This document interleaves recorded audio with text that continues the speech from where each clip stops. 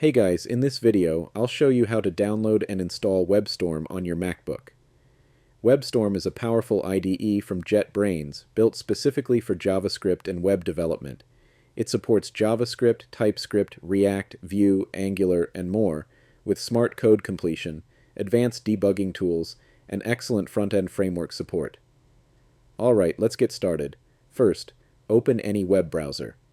I'm using Brave, but Safari, Chrome, or Firefox will work just fine.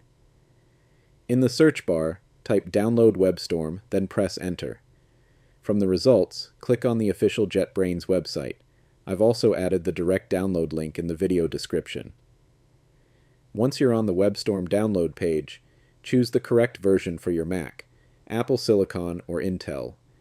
If you're not sure which one you have, click the Apple menu in the top left corner of your screen and select About This Mac.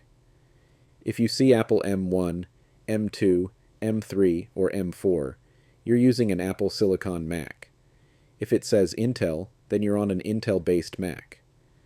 After selecting the correct version, click Download. Save the installer to your Downloads folder. The download time may vary depending on your internet speed. Once the download is complete, open your Downloads folder and double-click the installer file. A new window will open. Simply drag the WebStorm icon into the Applications folder. This installs WebStorm on your Mac.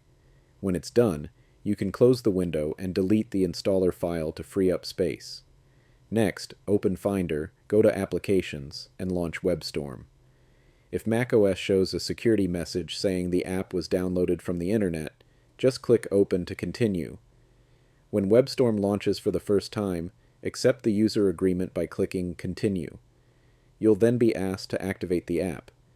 If you already have a license or subscription, choose activation code and enter your details. Otherwise, select Start Free Trial to begin using WebStorm for free. And that's it. WebStorm is now installed on your Mac and you're ready to start coding. If this video helped you, don't forget to like, subscribe, and turn on notifications for more tech tutorials. Thanks for watching, and I'll see you in the next one.